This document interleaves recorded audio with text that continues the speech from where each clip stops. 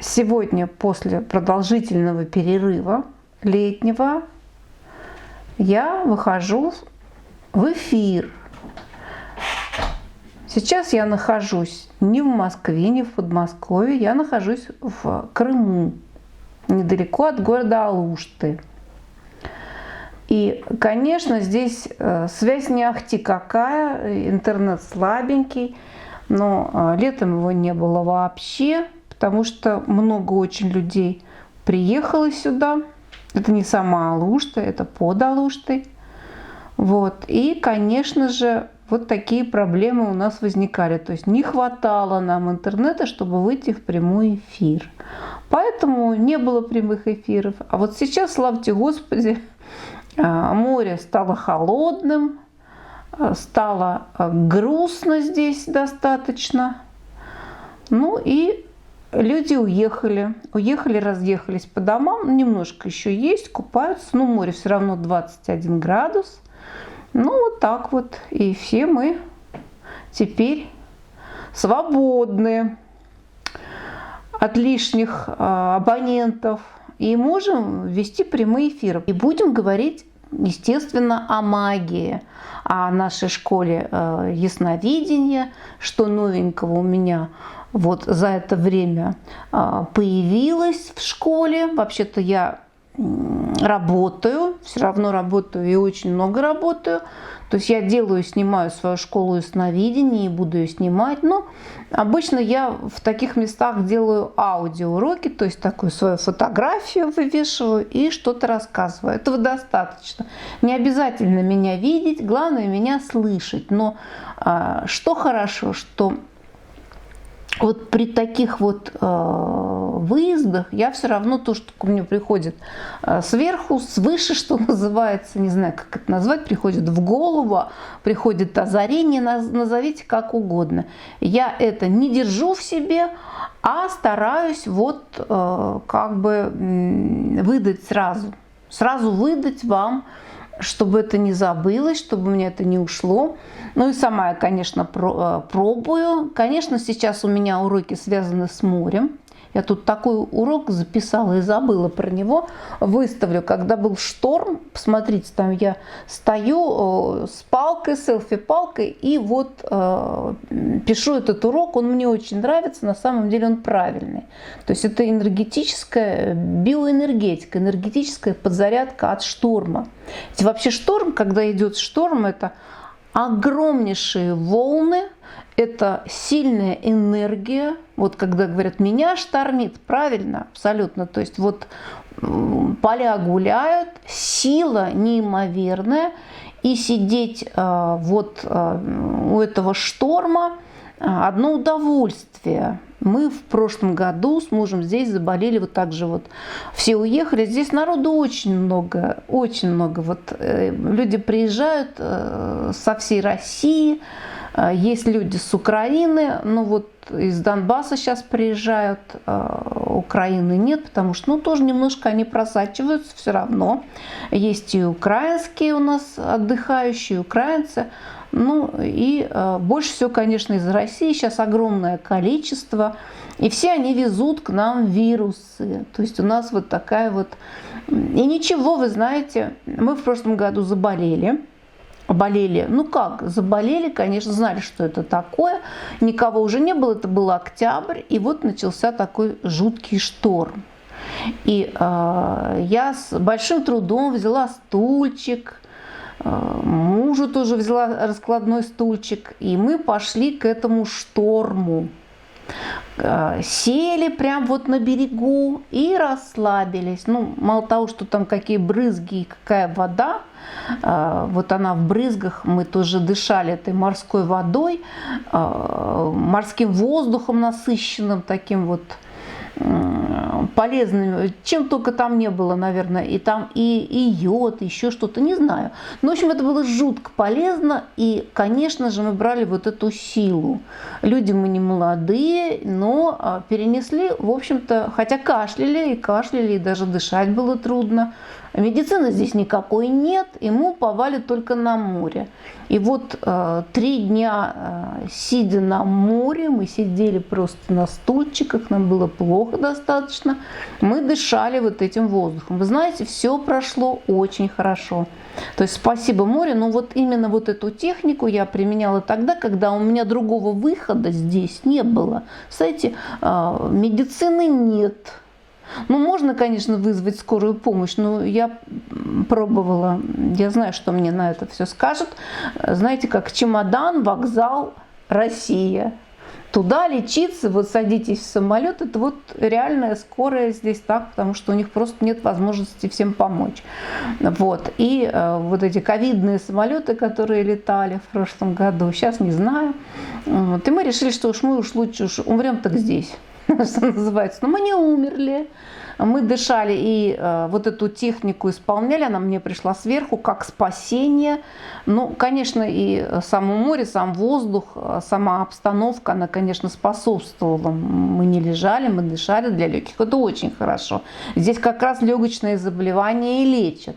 Но немаловажную роль играли вот эти биоэнергетические техники.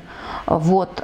И я решила, что их надо записать. Трудно, конечно, вот так вот стоять. И это, кстати, можно забрать через видео. Вот можете забрать. Я выставлю этот урок, но чуть попозже, он у меня в очереди стоит. Ну, конечно, он такой немножечко корявенький, потому что и слышно плохо, потому что там же волны бьют. Но это было уже в этом году. И волны бьют, и все не так. Но, тем не менее, вот так мы вылечились. Не панацея, но знаете как, вкупе с какими-то лекарствами, но у нас их и тоже не было, у нас ничего не было. Нам, правда, дети заказали таксиста, который нам заплатили ему по карточке, и он там что-то привез, какие-то лекарства жаропонижающие, просто положил вот здесь, вот ему перевели денежку, он положил вот тут дверки, и мы это получили, вот и все, вот и вся, ну, какая-то помощь. Даже, в общем-то, еды у нас не было. Ну, мы когда заболевали, я поняла, что надо запастись. Вот так вот мы пережили 10 дней, очень хорошо, был шторм.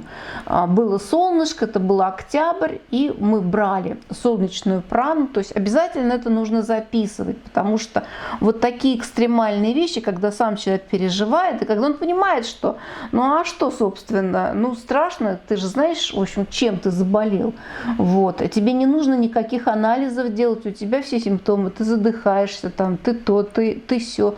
Ты понимаешь, что ничего другого нет. И вот здесь вот включаются у ясновидящих, у контактеров включаются вот такие вот механизмы, которые забирают техники.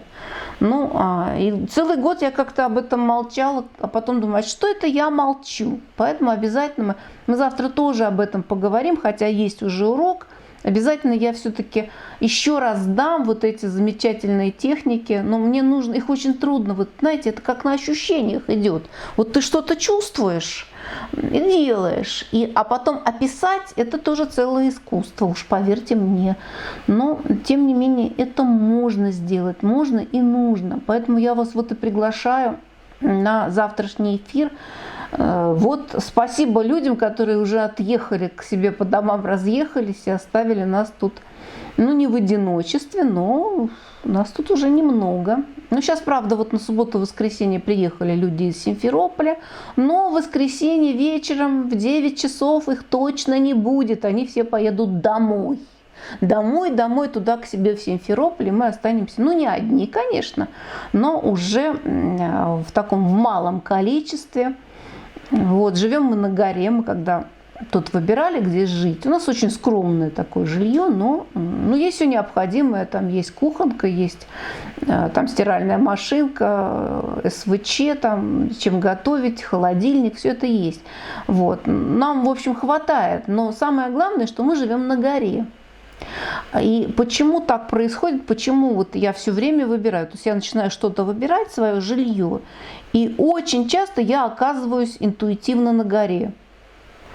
А вот я подумала, почему на горе жить лучше, чем под горой? Все стремятся к морю, то есть вот у нас как бы последняя линия этих домов. Но вот тоже расскажу, почему жить на горе. Тоже задумывалась над этим, почему надо селиться на горе.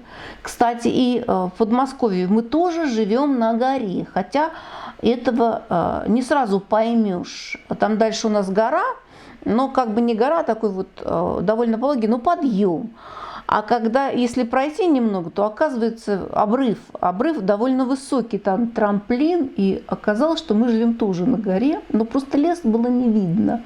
Ну вот так вот. Видите, тоже вот такие места выбираем. Тоже, почему люди, почему нужно стараться вот на возвышенности, то есть на самой высокой точке селиться? Почему? Хотя это же, в общем, с одной стороны, понятно, почему это делали древние. Все скажут, а вот... Конечно, все видно, да, и там кто-то, какой-то враг пойдет, а мы его сразу увидим. И это тоже правильно. Но есть еще моменты, о которых я теперь поняла, у меня врагов нету. И казалось бы, вот у моря селись, вот, пожалуйста. Но здесь я этого не сделала по двум причинам. То есть у меня последняя линия, потому что, ну, мало кто понимает, что море – это сырость, и что у тебя в твоем жилье заведется плесень. Если ты приезжаешь отдохнуть там в номер, ну, в отель, то это одно. Ну, вот тоже, мне тоже контакт мой подсказал, говорит, не надо на первой линии, вот это вот, только в кавычках хорошо, а на самом деле это плохо. Вот объяснил почему, что гора – это... То есть я собираю всю жизненную силу, она тоже, вот понимаете, гора, она как магнит, высокая точка, вернее, не гора, а одна из высоких точек, хотя, конечно, за мной там еще и Демирджи, и чего хотите там.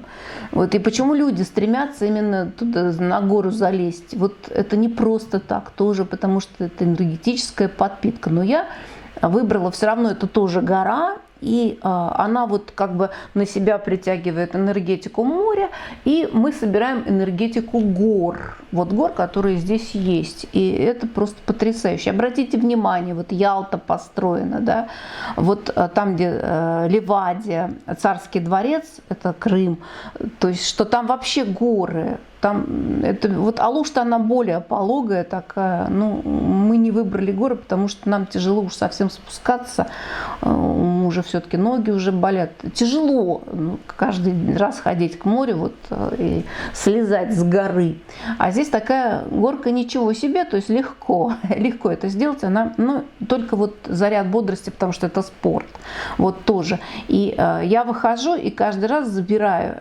энергетику гор, горы тоже несут. Ну, это знаете как, вот мы берем там камень, например, да, берем же камень, просто в руку берем камень, смотрим и заряжаем его, делаем его талисман, энергетическая зарядка, то есть там кварц и так далее. Представьте, что такое гора, сколько аккумулирует каждая гора жизненной силы. Это вам не камушек в руке, это, ну, это что-то вообще ну, непередаваемое. И горы, конечно, дают огромную подпитку, если уметь, ну, у них такая вот именно жизненная сила. Они дают человеку возможность получить вот эту вот энергию. Почему вот сюда даже и экстрасенсы многие интуитивно ездят вот в горы заряжаться? Именно поэтому. Потому что они притягивают космическую энергию. Если море – это жизненная сила земли, воды, то горы, они являются, как и пирамиды, видимо, в Египте, они являются вот такими космическими, если хотите. Но это утрированно, они не антенны, но тоже притягивают вот эту вот энергию, жизненную силу. Поэтому рекомендую вам обязательно, приезжаете в горы, тоже нужно сделать такую технику и дать. Как вот вы приехали, ну, конечно, мы все равно интуитивно подпитываемся, то есть это идет и без нашего участия. Но если все-таки уметь включаться, то есть понимать, то есть жить вот в этой природе, то будет еще много лучше. Вот поверьте мне, много лучше. То есть вот как мы, я не скажу, что нас излечили горы и море от коронавируса. Наверное, у нас был и иммунитет, но жизненные силы, в общем-то, очень немолодым людям, в общем, мы тут получили. Где-то в Москве, может, мы и загнулись бы. Но было бы хуже гораздо. А здесь мы, в общем, ну, лучше гораздо перенесли. И спасибо, как раз вот я приняла такое страшное решение остаться. Потому что здесь ни на какие ИВЛ, ни на какие больницы просто нет надежды на спасение. Ну, привезут тебя, возможно, в больницу, но они были переполнены, то есть тут все в порядке, тяжело в Крыму, тут, ну, это просто не рассчитано было, особенно в прошлом году. Может, в этом году они и подготовились, да, но тем не менее, видите, сколько интересного, о чем вообще можно поговорить. Ну и, конечно, раскрытие сновидения. Вот я все никак не могу записать этот урок. Я даже воду сняла, как ныряю. Вот есть же понятие астрального плавания. Вот попробую рассказать, но урок тоже нужно будет сделать. Трудно просто. Трудно это объяснить и передать. Вот, а ведь ощущение, когда ты ныряешь под воду, вот ощущение, когда ты плывешь под водой, оно такое же, как и выход в астрал. На самом деле тоже нужен урок. Вот сижу, уже и ролик как бы есть, вот именно вот это вот. Сама ныряла, сама в это время что-то чувствовала и снимала. Есть у нас камера GoPro.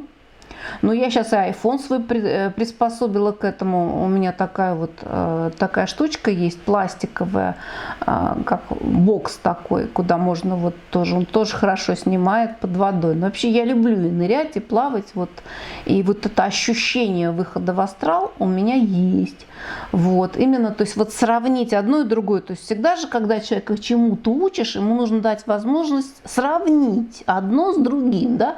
Вот я говорю, ну вот как вы себя чувствуете, когда ныряете? Вот так вот попробуйте вот в это состояние прийти. Вот мы выходим в астрал. Ощущение. Как описать ощущение выхода в астрал? Вот вам, пожалуйста, вот такая вещь у нас с вами есть. То есть все здорово, все замечательно. Вот. Грустно только, конечно, что очень трудно это все сформулировать. Вот понимаешь, чувствуешь, а не можешь это перевести в ролик. Ну и, кстати, я смотрела и читала, и нигде этого нету, никто не может. Ну все, ну вот вы. Тем более, что когда люди... У нас же очень много учителей, которые теоретически знают, а практически сами ноль. Это просто я точно знаю, ну ничто. Вот они просто переписывают у кого-то. А вот дать ощущение, в ясновидении, в этих практиках, тут важно вот не информация, а именно как ты это чувствуешь. Вот заставить себя что-то почувствовать. И это достаточно сложно. Вот Крым мне очень сильно помогает. Видимо, меня сюда и направили. Вот для того, чтобы вот научиться этому. То есть вот тут оно все работает по-другому. Все совершенно по-другому, не так, как это вот бывает. И потом это все-таки практически остров. А остров — это тоже замкнутая энергетическая система. Люди, которые здесь живут в Крыму, они себя считают крымчанами. Правильно считают, как мы москвичи. А они крымчане. Но они себя считают таким единым братством. Здесь на самом деле, ну только вот немножко татары ругаются. Вот, бывает. А вот все остальные живут очень дружно. Здесь очень хорошо живут они. Они сумели сохраниться. Это тоже энергетически. То есть, когда сюда приезжаешь, здесь есть чего нет в других местах. Когда мы с дочерью приезжали сюда осенью, такой тоже поздний, где-то к ноябрю, мы приезжали, чтобы вот это все оформить здесь. И мы приехали в Алаушту, нашли по карте, в букинге мы нашли, ну, вроде как, небольшой отель. Приезжаем в этот отель, А это не отель, а просто вот гостевой дом. Ну, обычный, вот знаете как, квартирная хозяйка называется. Вот. И мы, ну, дочь моя сразу, это, в общем, какой-то, знаете, какая-то воронья слободка, там темно было, грязновато, дорога не мощеная, ну, все, в общем, ну, жуть какая-то. И приехали это не у моря, но мы просто выбрали у автостанции. Думаем, нам море-то не нужно, нам нужна автостанция. И вот я вам скажу просто вот ощущение. И когда мы подошли к этой вот калиточке заветной, открыли, видим, что и на меня нахлынули воспоминания. Так мы в советские времена вот и ездили. И вышла ко мне бабулька, такая бодрая, ну, конечно, какая она тут может быть, вот, под 80, ну, все нормально, и бодрым голосом там мне что-то объясняет. Ну, нас подвели, дочь моя сразу была готова сбежать. Я говорю, пойдем, девочка, уже поздно, нам, в общем, а хочется спать. Вот, она нас провела по какой-то жуткой железной лестнице, мы там поднялись на 2-й этаж. Но она говорит, вот у меня, говорит, здесь есть, говорит, в этой комнате отопление. Я говорю, вот это, говорю, замечательно, потому что до этого я уже опустила, мы ходили там, нам предлагают 8 градусов в помещении. Я говорю, мужик, ну, говорю, так нельзя, ну, есть какие-то пределы. А вот это, значит, нам предложила, в общем, теплую, там кровати стояли. И она сказала, ну, говорит, вот, говорит, туалет с душем закрывать нельзя, потому что нет вытяжки, и иначе, значит, будет грибок, поэтому вы держите, когда помоетесь, это открытым. Дочь моя опять пыталась смыться, но уже когда мы совсем вошли, она сказала, стоп, кроссовки снять и поставить у двери. Я говорю, послушайте, ну, если я поставлю, там же, говорю, дождь и холодно, а было так, ну, не тепло, ну, где-то, может быть, больше 10 не поднималась температура, плюс 10.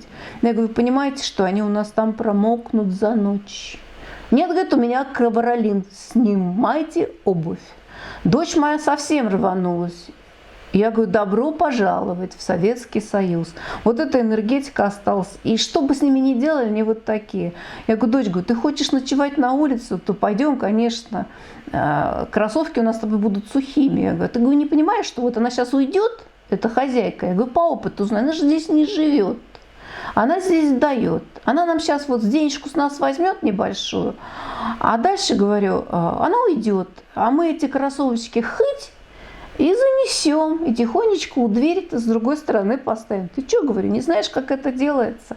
Вот эта вот энергетика, она неплохая совсем, но это вот та квартирная хозяйка, то есть я говорю, дочь, говорю, ты посмотри, говорю, ты такого, наверное, нигде больше не встретишь. Я говорю, а мы хоть, говорю, кроссовочки и в дом занесем. Ну, говорю, 2-3 ночи-то мы переночуем, потом уедем отсюда. Ну, что ж, говорю, ходить тут вот по ночи, ну, хотя бы не 8 градусов тепла, как в предыдущем месте.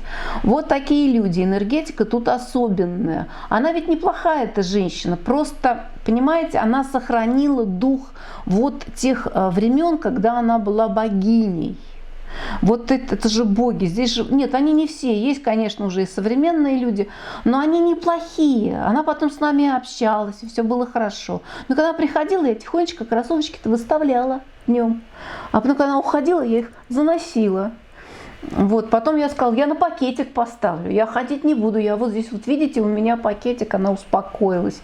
Вот, но спрашивается, зачем было класть этот ковер, ковролин, надо было плитку положить, правильно, и можно было бы заходить.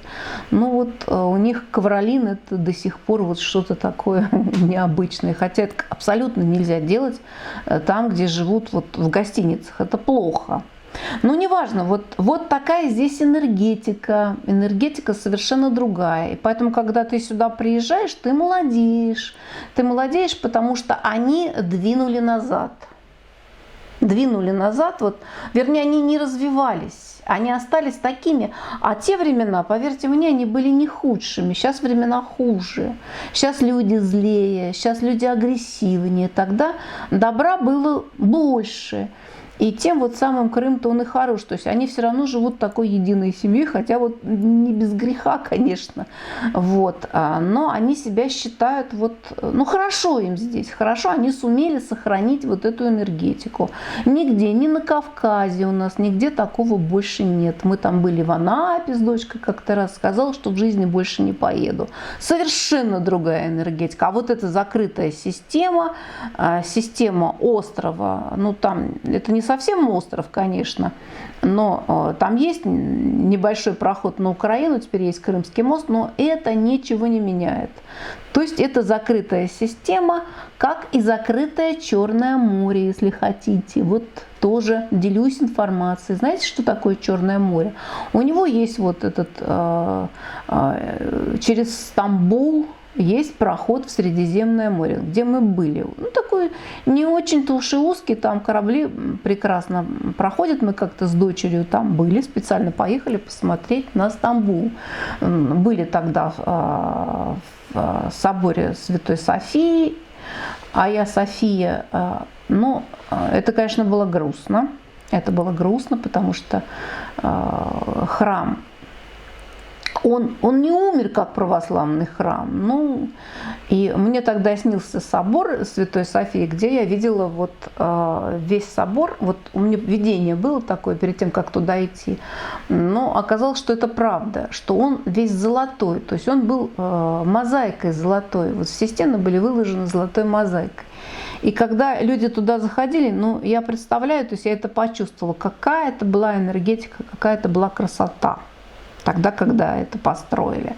Ну, что делать? Вот хотелось бы, чтобы кто-то сделал такую копию, вот в натуральную величину, ничего страшного в этом нету. И такого уже невыполнимого построить такой же собор и вот выложить его такой вот мозаикой золотистой. Ну, как-то восстановить хотя бы, чтобы это будет здорово. Но там же и пуп земли, и там же энергетически вот эта завязка пуп земли, где можно тоже подпитаться энергией. И вот как раз на этом месте, на месте перехода, он же так ведь и стоит недалеко от Босфора, вот, и вот этого прохода в Средиземное море. Мы с дочерью проплыли даже вот по этому Босфору, нам очень было интересно. Действительно, очень тоже энергетически сильное место. И вот это опять замкнутая система Черного моря, это тоже, в общем-то, не просто так, если хотите. Тут тоже накопилось много энергии. Оно замкнутая система, вообще любая замкнутая. То есть Крым замкнутая система, Черное море замкнутая система. В общем, оно же небольшое. Тоже, в общем, необыкновенная энергия, необыкновенная. То есть я бывала на многих морях и океанах, но здесь, когда я иду, я купаться, я наслаждаюсь. То есть для меня это, вот знаете, как рай. Я впадаю в такой в анабиоз. То есть почему я не вела приемов, не вела, ничего не могла делать. А контакт видит у меня не так было, сейчас много народу. Сейчас вот он появится, народ я буду принимать. Но пока я купалась, я находилась в совершенно в измененном состоянии сознания. То есть я ничего, никуда не ходила, даже в Алуште. Нет, мы были в Алуште только на рынке. Но мы ездим на рынок и в Валберес, потому что здесь магазинов нет, особенно так вот. А тут нужно что-то по хозяйству, там кастрюли мы покупали. Ну, такие вот вещи, знаете, необходимые. Плитку мы купили электрическую, хорошую, потому что надо на чем-то готовить. Ну, такие вещи мы, конечно, ездили в Алушту, но, в общем, вот погулять мы не ездили, на набережной мы нигде не были. Мы не были нигде. Вот абсолютно нигде.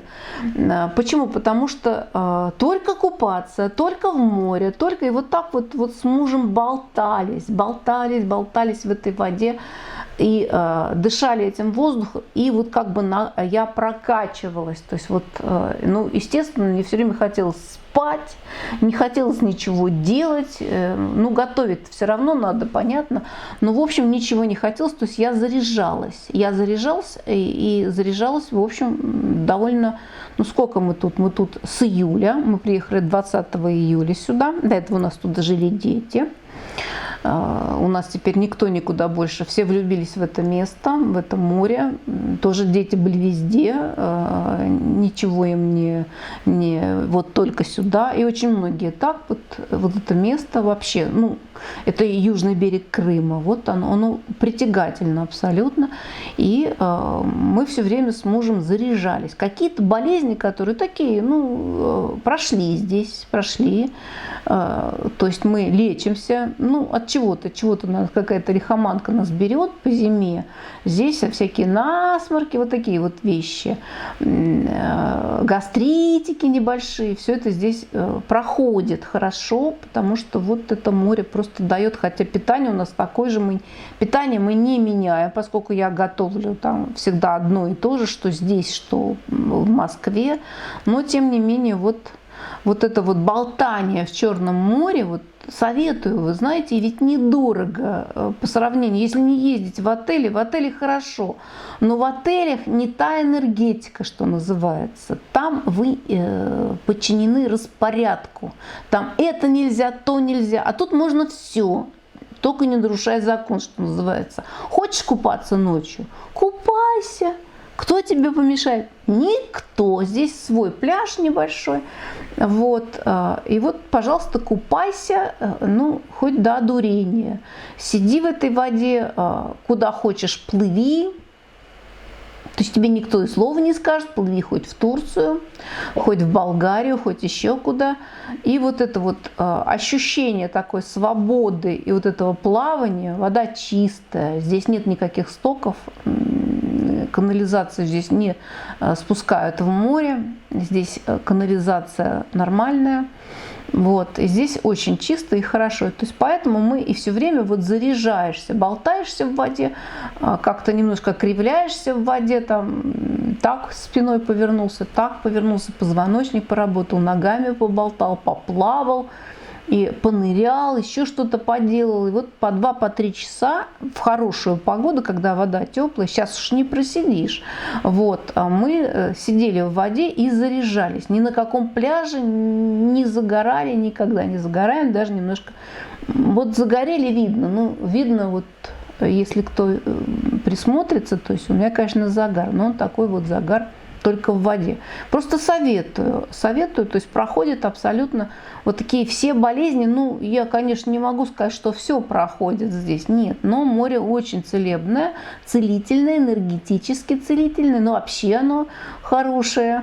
Вот. И вот мы тут именно так вот, то есть расслаблялись в воде, то есть я научилась расслабляться в воде, вот, и как бы в себя эту воду, но опять энергетику воды забирать. То есть у меня масса техник получилась из-за этого, вот, и эффект, ну, по-любому хороший, вот. Но вот сейчас вот уже не так тепло, вода где-то 21 градус, но это еще ничего, это еще жить можно, но недолго в воде. Вот уже у нас это скоро закончится, но будем потом гулять, уже съездим, погуляем в Алушту.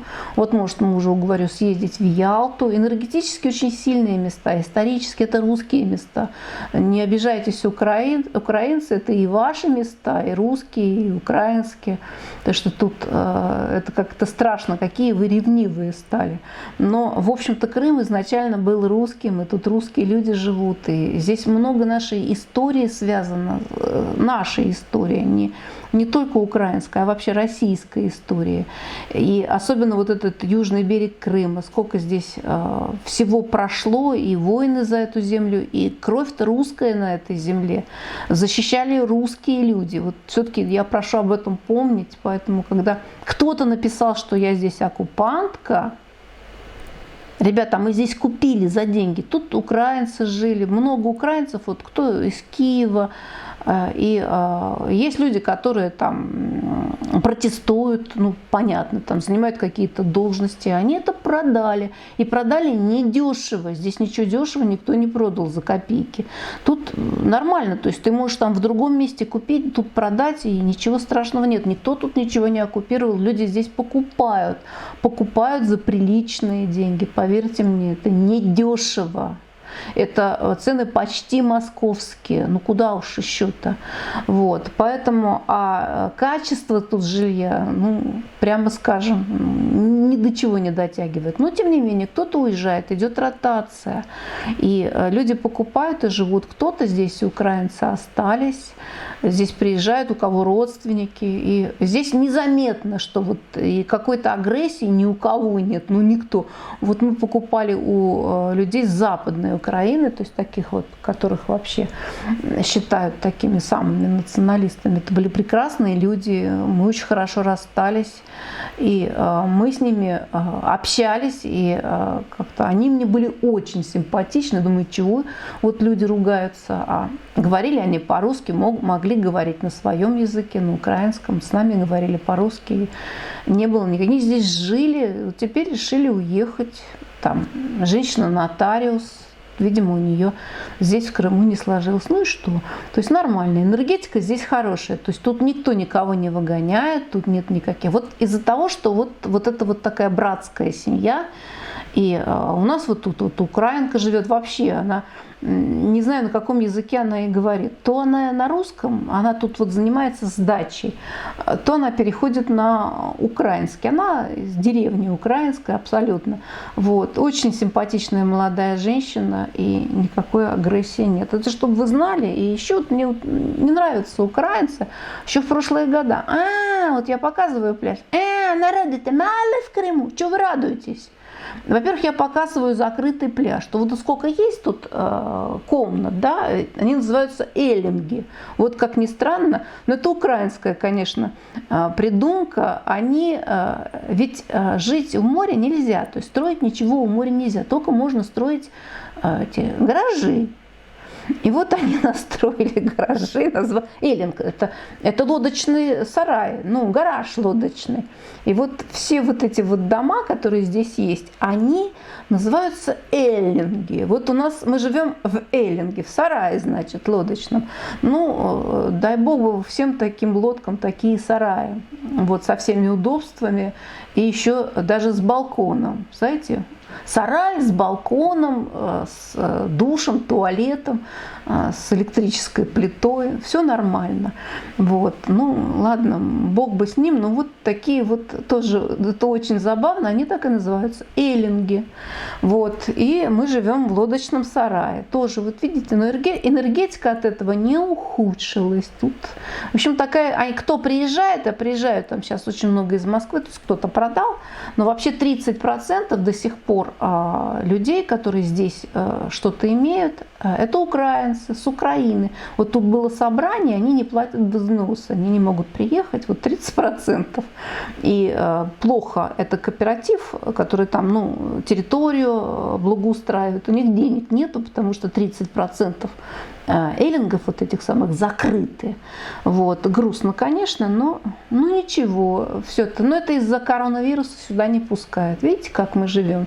Вот. А мы тут... Ну, кто-то сдает. Причем, знаете, как сдают москвичи. Украинцы не могут приехать. Значит, где-то под ковриком там прячут, еще где-то в охране сдают ключи. И приезжают какие-нибудь москвичи там, или там местные крымчане и сдают за них, и им деньги переводят.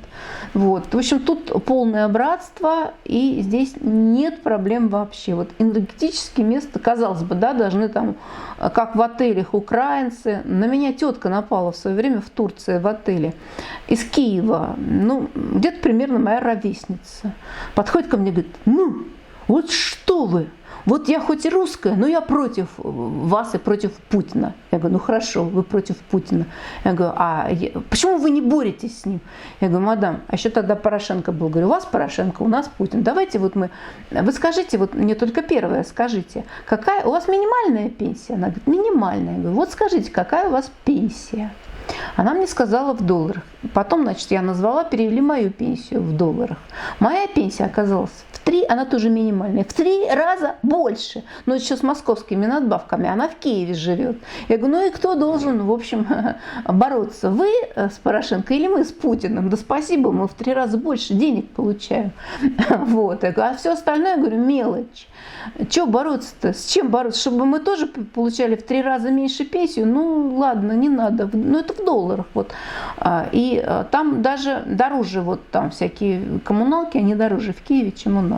Ну, это так, просто для сравнения. Вот там были конфликты, там энергетика была тяжелая. Знаете как, раньше было, кто не скачет, подбегали, кто не скачет, тот москаль. И скакали перед нами. А я говорю, а кто скачет, тот дурак. Вот такие вот вещи были, но неприятно было там находиться, и мы даже перестали. А вот здесь этого ничего абсолютно нет, мы ни разу не видели какой-то агрессии со стороны украинцев. Слышна, до сих пор слышна, а вот первый год мы были, вообще было очень много именно украинской речи, но вот это было так, ну говорят и говорят, то есть это никого здесь не трогало, то есть тут вот никаких конфликтов не было вообще. Как это неудивительно, но это вот факт. То есть тут все живут очень дружно. И сюда приезжали, то есть мы познакомились. Единственное, что меня удивило в свое время, честно вам скажу, женщина, мы пошли гулять, там у нее собачка, так пошли по берегу, милые такие, тоже пара. И мы пара, ну так примерно в одном возрасте. Я говорю, а вы, она говорит, мы с Украины там. Я говорю, а вы откуда? Мы из Днепра. Я говорю, да, говорю, понятно, говорю, великая река Днепр. Я говорю, а вы-то откуда? Ну мы же сказали, мы из Днепра. Я говорю, какой Днепр? А уже мужик догадался там, он говорит, да нет, говорит, мы из Днепропетровска, он теперь Днепр. Я говорю, как же так, это историческое название. Ну вот тоже, кстати, тоже очень грустно, потому что вот это, знаете, как кусочек отняли, вот чего-то без истории жить нельзя, то есть нельзя переименовать. Вот плохо сделали, видите, вот смотрите, Ленинград, да, есть такой город Ленинград, а ведь он был Санкт-Петербургом. И вот когда его переименовали, там начались проблемы, там проблем было больше, чем в Москве. Потому что историческое название, а имя надо беречь. Оно как бы в информационном поле много значит. То есть это как охранная грамота. И вот когда вы берете и меняете Ленинград, смотрите, и блокада, и там убийство Кирова, там больше было про одна блокада чего стоила. Москва со своей историей, там с Казанской Божьей Матерью, вот с теми корнями она этого избежала. А вот Петербург нет, потому что это какой-то был уже, извините, поганый Ленинград. Он не поганый. Я понимаю, что это тоже имя надо уважать, но зачем это надо было делать? То есть менять название можно только в крайнем случае. И вот этот Днепр и Днепропетровск, кому это помешало? Не надо этого делать. Вы же это не России сделали хуже, вы это сделали хуже себе. То есть люди потеряли, вот им плохо уже в этом городе. То есть там начинаются вот такие неприятные изменения. Я вижу просто, вот люди-то приезжают простые, что делать этого нельзя. То есть имя надо свое и родину свою беречь. И очень много значит для человека, для города, его имя, славное имя. Вот так же вот и в Крыму мы тоже видим вот эти славные, кстати, очень славные места, очень много мест, очень исторически интересных. Ведь эта же история не заканчивается Крыма только на русских. Да? Например, вот мы спокойные ясновидящие, Наталья Вилтистова, она сейчас уже не покойная, она умерла в результате коронавируса. Вот она переболела и тромбы. То есть вот почему, наверное, надо делать прививку, как хотите, но вот у нее проблемы начались с кровью. То есть и вот тромб, и все, и человека нет. Ну, еще тогда, когда она была жива, я говорю, Наташа, она очень любила Феодосию. Я говорю, Наташа, говорю, что-то, говорю, здесь не так. А проблема вот в чем. Здесь перекрыли за каким-то, извините, я не буду говорить чем, перекрыли воду крымчанам. Я понимаю, там санкции, но при чем здесь обычные люди, непонятно, которые здесь живут. Я говорю, здесь очень много и украинцев пострадали, то есть пострадали все, вот, без разбору. Путин не пострадал, пострадали крымчане. Вот, ну вот такую пакость сделали. Вот, я говорю, слушай, говорю, воды нет. Воды, говорю, нету. Я говорю, что они будут, вот это в прошлом году было, я говорю, что тут будет с Крымом? Ну просто уже все, ну тут пусто. пусто, как они будут жить, ужасно. То есть люди собирались группками, вот здесь у нас под окном, вот, женщины обсуждали симферопольские, уже вот тоже вот по осени, когда мы переболели, обсуждали, как же тут будет вот теперь, как же мы вообще будем жить. Ну, воды нет, все. Ее давали там по часам, ну, плохо и в Алуште здесь тоже, мы уехали в Москву, и я говорю, Наташа, говорю, я вижу такую страшную вещь. Вот такие странные, есть же могильники скифские, захоронения. Вот там вот под Феодосией, вот, я говорю, вот от этого могильника, говорю, вот, ну это образ, конечно, такие вот буратино деревянные, не знаю, что это такое, говорю, ну прям вот и полетели куда-то, и полетели вот так, сорвались и полетели, говорю, сейчас, говорю, шухер, извините, наведут. Она говорит, я тоже вижу, говорит, я, говорит, этих буратин, ну, условно, вот, тоже видела, это духи. Я, говорит, тоже видела, говорит, раньше, говорит, когда в Феодосии жила, в общем, мы с ней поговорили, она говорит, я тоже вижу, что сейчас такое, ну, произойдет. Я говорю, кому, говорю, сейчас фейс начистят, не знаю, но кому-то начистят точно эти самые буратины. Я говорю, ну смотри, ну, в общем, проблема с водой будет решена. И что ж вы думаете? Вот сколько прошло, смотрите, прошло, это было осенью, мы поговорили, говорю, они решают проблему с водой, и вдруг тут, в Крыму, стала меняться погода. А потом пошли дожди, ну даже вот Ялту затопило, но затопило не Ялту, а вот там река, и там настроили вокруг реки, и вот поэтому там даже люди погибли. Ну, неприятно, конечно, но в этой ситуации это так. В общем, тут такие потопы были, жуть абсолютно. Вот дети мои приехали, здесь у нас вот дверь, и дальше гора. И вот сели те, они открыли, и им вот эта грязь прямо вот сюда затекла. И они уже лопатами откидывали вот этот тек сель, шел сель, они его откидывали, все работали, чтобы просто убрать. Говорит, такого не было никогда. Вот, перенаправили поток селевой, чтобы это не входило. Я вот только что сейчас уже отмыла этот пол. То есть пол отмыть было невозможно, он был такой. Но его там дети мыли, а потом вот мыли мы. Вот, уже мы приехали сюда в июле, 20 июля мы мыли этот пол, но отмыли этот пол наконец. Ну вот сейчас вот я уже купила пылесос, потому что вот эти пыльные частички никак невозможно. То есть вот размазываешь ты эту грязь. И нам пришлось как раз в магазине, в интернет, тут ничего нету. Ничего не купишь хорошего, вот нету. То есть мы еще в прошлом году крымчан учили покупать в интернете. То есть мы приехали, и тут теперь все покупают в интернете, все накупили этих пылесосов. Мы хорошие, за 6 тысяч купили мощный пылесос такой на распродаже. Но мы знали, что он хороший, и этим он небольшой, компактный, и мы здесь все очистили, только по-другому было просто никак. Вот был такое несчастье здесь, и это не несчастье. Все водохранилища, кроме вот этого, которое в Симферополе, наполнены полностью. Наше водохранилище, от которого питается Алушта, тоже наполнено. И мы живем, ну, просто в шоколаде, если хотите. Вот, вода у нас имеется. Вот так вот. Вот такие вот дела. Вот рассказываю вам интересную историю о том, что такое магия. Вот эти вот буратинки куда-то слетали и устроили вот нам такой потоп. То есть изменился климат, то есть вот что-то такое сюда приехало и заполнило водохранилище. Но ведь на самом деле, что не знали, что здесь так плохо, что страдают обычные люди, что без воды вообще жить нельзя. Вот там вот нигде не знали в Европе? Я вот задаю вопрос европейцам. Ребята, а вы не знали, что тут люди страдают? Что тут воды нет, одна соленая? Только в море мойся. У нас вон воду выключали. Иди в море и мойся. Больше негде. Не знали? Но это мы. А кто не у моря живет? Как тут дети живут? Что, они не знали? Знали. О чем молчали? Вот и затопило. Вот эти потопы, которые случились, они возможны, потому что Господь Бог видит. Он не решает, он решает вопрос, как знает.